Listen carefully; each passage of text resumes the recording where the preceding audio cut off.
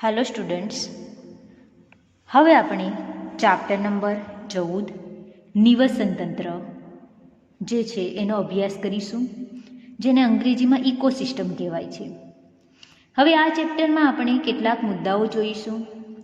નિવસન તંત્ર સંરચના અને કાર્યકી, ઉત્પાદકતા, વિઘટન, ઉર્જા પ્રવાહ, પરિસ્થિતિકીય પિરામિડો, પરિસ્થિતિકીય અનુક્રમણ, પોષક ચક્રણ, નિવસન તંત્રીય સેવાઓ. તો આપણે શરૂઆત કરીએ પ્રસ્તાવના દ્વારા.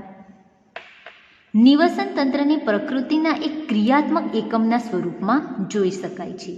ક્રિયાત્મક એકમ એટલે કે પ્રકૃતિમાં ચાલતી બધી જ ક્રિયાઓ કે જ્યાં સજીવો એકબીજા સાથે અને આસપાસના ભૌતિક પર્યાવરણ જેને ફિઝિકલ એન્વાયરમેન્ટ સાથે પણ પરસ્પર ક્રિયાઓ કરે છે.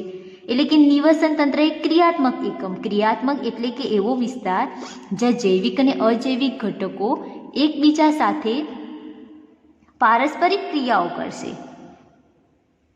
નિવસન તંત્રનો આકાર એક નાના તળાવથી લઈ વિશાળ જંગલ કે મહાસાગર સુધી હોઈ શકે છે. આપણે નિવસન તંત્રની વાત કરીએ તો એમાં એક નાનું તળાવનું નિવસન તંત્ર, ત્યાંથી લઈને મોટા કક્ષાના જંગલનું નિવસન તંત્ર અથવા તો મહાસાગર સુધી હોઈ શકે છે. હવે ઉદાહરણ લઈએ તો તળાવનું નિવસન તંત્ર, નદીનું નિવસન તંત્ર, જંગલનું નિવસન તંત્ર, રણ પ્રદેશનું નિવસન તંત્ર વગેરેનો સમાવેશ થાય છે. ઘણા પરિસ્થિતિવિદો સમગ્ર જીવાવરણને એક વૈશ્વિક નિવસન તંત્ર તરીકે જુએ છે, જેમાં પૃથ્વીના બધા સ્થાનિક નિવસન તંત્રો સમાવેશિત થાય છે. જેથી આ તંત્ર ખૂબ જ વિશાળ હોવાથી એક જ સમયે એક સાથે અભ્યાસ કરવો જટિલ છે.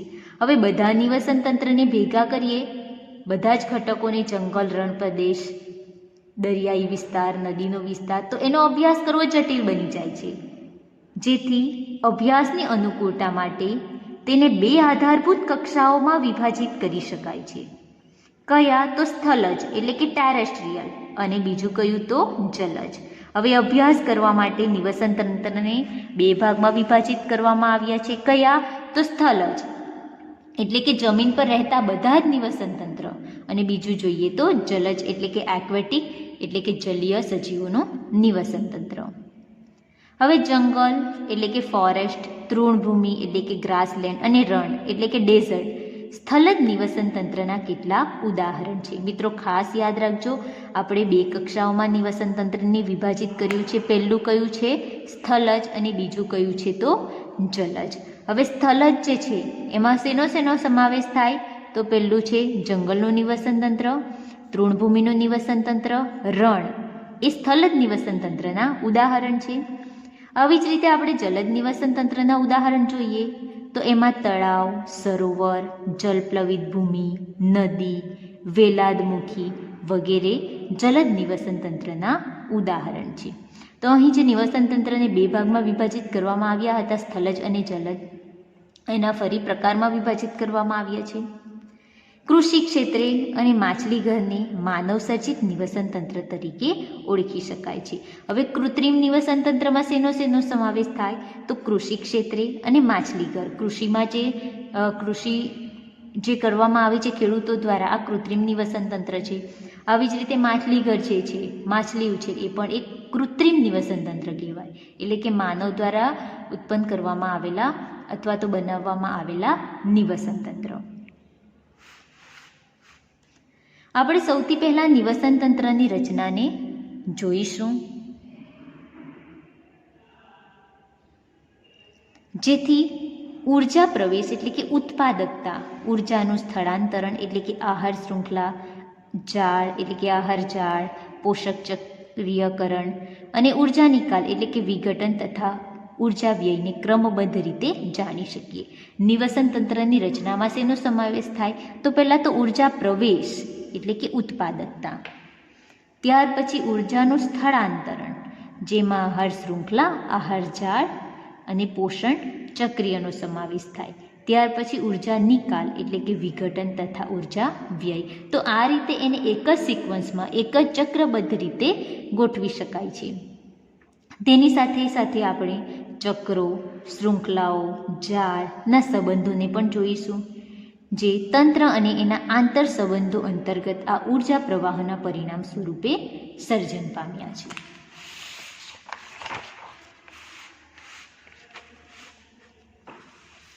તો આપણે શરૂઆત કરીએ નિવસન તંત્રની સંરચના અને એની કાર્યકી, એટલે કે ઇકોસિસ્ટમ સ્ટ્રક્ચર એન્ડ ફંક્શન. હવે આપણે આગળના પ્રકરણમાં પર્યાવરણના વિવિધ ઘટકો જેવા કે જૈવિક અને અજૈવિક વિશે જોયું. જૈવિક જેને બાયોટિક્સ કહેવાશે અને અજૈવિક જેને અબાયોટિક્સ કહેવાશે. મિત્રો ખાસ યાદ રાખજો, પર્યાવરણના વિવિધ ઘટકો જેમાં જૈવિક ઘટકો અને અજૈવિક ઘટકોનો સમાવેશ થાય. હવે કેવા પ્રકારના જૈવિક અને અજૈવિક પરિબળો સ્વતંત્ર રીતે એકબીજાને તથા તેમના પરિસરને પ્રભાવિત કરે, તો એના માટે આપણે આ ઘટકોને વધુ સંકલિત સ્વરૂપમાં જોઈ શકીએ છીએ. ને જાણીએ કે નિવસન તંત્રના ઘટકોમાં ઉર્જાનો પ્રવાહ કેવી રીતે થાય.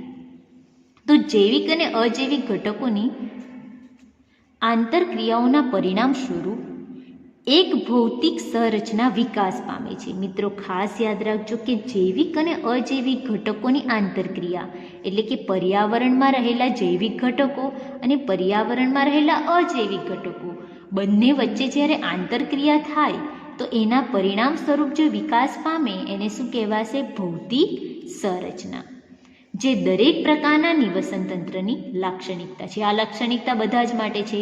જેમ કે આપણે લઈ લઈએ તળાવનું નિવસન તંત્ર, જંગલનું નિવસન તંત્ર. તો આ નિવસન તંત્રમાં ભૌતિક વિકાસ કઈ રીતે પામે? તો જૈવિક અને અજૈવિક ઘટકોની આંતરક્રિયા દ્વારા ભૌતિક રચનાનો વિકાસ પામે. એક નિવસન તંત્રની વનસ્પતિ અને પ્રાણી જાતિઓની ઓળખ તથા ગણના તેની જાતિઓના સંગઠનને પ્રસ્તુત કરે છે. વિવિધ સ્તરે રહેલા વિભિન્ન જાતિઓના ઉદ્ધવસ્ત વિતરણને સ્તરીકરણ કહેવાય. મિત્રો ખાસ યાદ રાખજો કે વિવિધ સ્તરે રહેલા વિભિન્ન જાતિઓના ઉદ્ધવીકરણને શું કહેવાશે?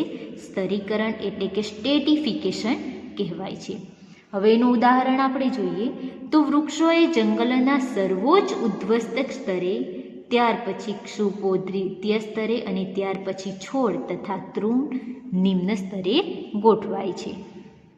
તો મિત્રો આપણે જોઈ શકીએ છીએ જંગલનું સ્તરીકરણ, જેમાં વૃક્ષો જે છે સર્વોચ્ચ સ્તરે એટલે કે સૌથી ઉપર સૌથી વધારે પ્રમાણમાં વૃક્ષો હોય, ત્યાર પછી ક્ષુપનો સમાવેશ થાય, ત્યાર પછી છોડ અને ત્યાર પછી તૃણનો સમાવેશ થાય. તો આ પ્રકારે જે ઘટકોની ગોઠવણી થાય એને શું કહેવાશે? સ્તરીકરણ. તો આપણે શેનું સ્તરીકરણ જોયું? તો આ જંગલનું સ્તરીકરણ એમ કહી શકાય છે. જ્યારે તમે નીચેના મુદ્દાઓને ધ્યાનમાં લો ત્યારે નિવસન તંત્રના બધા જ ઘટકો એક એકમ તરીકે કાર્યશીલ દેખાય છે. તો એમાં આપણે સૌપ્રથમ જોઈએ ઉત્પાદકતા, એટલે કે નિવસન તંત્રની સંરચના અને કાર્યકીના મુખ્ય મુદ્દા આપણે જોઈએ તો સૌથી પહેલાં શું આવશે? ઉત્પાદકતા, જેને પ્રોડક્ટિવિટી કહેવાય. ત્યાર પછી આવશે વિઘટન એટલે કે ડિકમ્પોઝિશન. ત્યાર પછી આવશે શક્તિ પ્રવાહ એટલે કે એનર્જી ફ્લો, અને પછી આવશે પોષક ચક્રણ એટલે કે ન્યુટ્રિયન્ટ સાયકલિંગ. તો આ જે દરેક નિવસન તંત્રના ઘટકો જે છે જેને એક એકમ તરીકે કાર્યશીલ દેખાય છે. એક જલદ નિવસન તંત્રની પ્રકૃતિને સમજવા આપણે એક નાના તળાવનું ઉદાહરણ લઈએ તો સૌપ્રથમ મિત્રો આપણે શેના માટે જોઈશું? જલદ નિવસન તંત્રનું ઉદાહરણ, જેમાં એક નાનું તળાવ લઈએ. આ એક સ્પષ્ટ સ્વયં સ્થાયી એકમ અને અપેક્ષિત રીતે સરળ ઉદાહરણ છે, જે એક જલદ નિવસન તંત્રમાં થતી જટિલ આંતરક્રિયાઓની પણ સમજ આપે છે.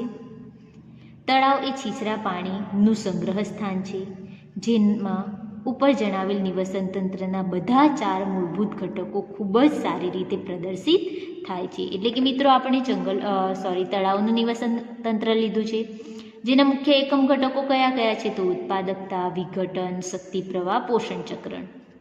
હવે તળાવનું નિવસન તંત્રના આ બધા જ એકમો છે જેને મૂળભૂત ઘટકો તરીકે સારી રીતે પ્રદર્શિત કરી શકાય છે. પાણી એ એક અજૈવિક ઘટક છે, જેમાં બધા જ અકાર્બનિક અને કાર્બનિક પદાર્થો દ્રાવ્ય થયેલા છે. મિત્રો, આપણે તળાવનું ઉદાહરણ લીધું છે નિવસન તંત્રનું. તો તળાવના નિવસન તંત્રમાં અજૈવિક ઘટકો તરીકે સૌ પ્રથમ આપણે પાણી લઈએ.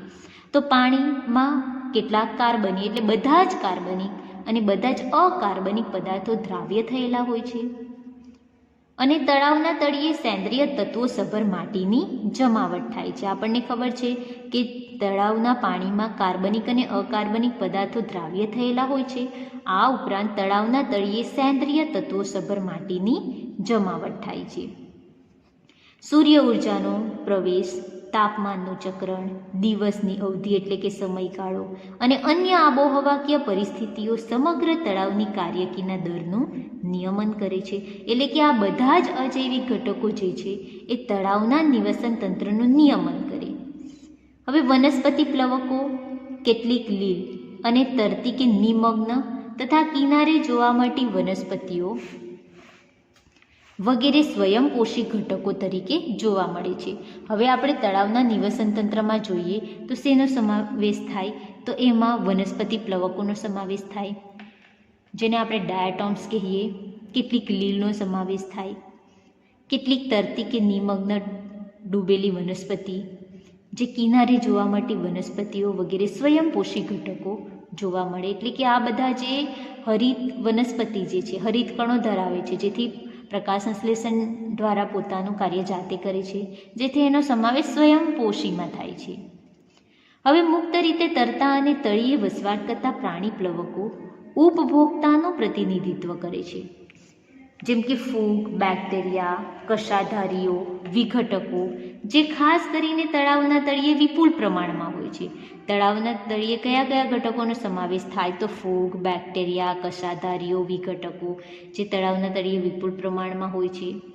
આ તંત્ર કોઈપણ નિવસન તંત્રના કે સમગ્ર જીવાવરણના બધા જ કાર્યો રજૂ કરે છે. એટલે કે સ્વયંપોષીઓ દ્વારા સૂર્યની વિકિરણ ઉર્જાની મદદથી અકાર્બનિક તત્વોનું કાર્બનિક તત્વોમાં રૂપાંતરણ કરે. મિત્રો, ખાસ યાદ રાખજો કે સ્વયંપોષીઓ જે છે જે પોતાનો ખોરાક જાતે બનાવે, હરિતકણ ધરાવતી લીલ કે વનસ્પતિ જે સૂર્યના વિકિરણ ઉર્જાની મદદથી તેમાં રહેલા અકાર્બનિક તત્વોનું શેમાં રૂપાંતરણ કરશે? તો કાર્બનિક તત્વોમાં રૂપાંતરણ કરશે.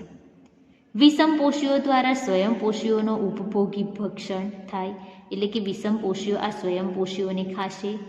ત્યાર પછી મૃત કાર્બનિક પદાર્થોનું વિઘટન અને ખનિજીકરણ કરી સ્વયંપોષીઓ દ્વારા પુનઃ ઉપયોગ તરીકે તેઓને પાછા મુક્ત કરવા. આ ઘટનાઓનું વારંવાર પુનરાવર્તન થતું રહે છે. ઉચ્ચ પોષક સ્તરો તરફથી ઉર્જાનું એકમાર્ગી વહન તથા પર્યાવરણમાં ઉષ્મ સ્વરૂપે તેનો અપવ્યય અને ઘટાડો થાય છે. એટલે કે મિત્રો, યાદ રાખો કે માની લો કે તળાવના નિવસન તંત્રમાં આપણે લઈ લઈએ લીલ અથવા તો પ્લવકો. હવે લીલ દ્વારા સૂર્ય શક્તિમાંથી સૂર્ય ઉર્જાનું શોષણ થાય છે, જેથી અકાર્બનિક ઘટકોનું રૂપાંતરણ શેમાં કરશે? કાર્બનિક ઘટકો દ્વારા થશે. હવે આ જે છે એ વિષમપોષીઓ દ્વારા ઉપયોગમાં લેવાય છે. ત્યાર પછી આ વિષમપોષીઓનું વિઘટન થાય છે અને વિઘટન થવાને કારણે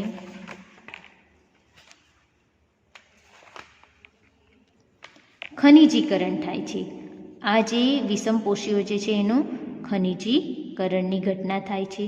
હવે ખનિજીકરણ થાય જેથી આ ખનિજીકરણનો ફરી સ્વયંપોષી દ્વારા ઉપયોગમાં લેવાય છે અને આ રીતે ઉર્જાનું એકમાર્ગીય ચક્ર ચાલ્યા જ કરે છે.